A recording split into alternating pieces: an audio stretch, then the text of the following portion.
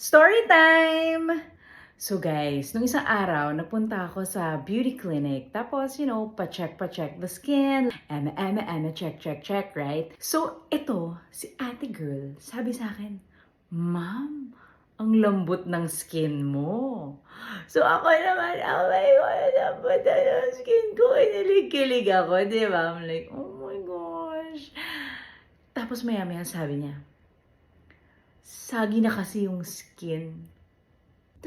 Ina. So parang ako, ano ba to? Ate, di ko alam yung mafe-feel ko. Sabi ko, hindi ko alam kung puri yung sinabi niya. O ano, parang no. Kasi parang na-excite pa ako eh, di ba? Kinilig pa ako na malambot yung skin ko, la. Yung pala, sasabihin mo lang, sagi siya. Pwede tuloy-tuloy natin sabihin. Or at least sabihin mo in one breath. Pwede, next time? Or moving forward, no? Thank you.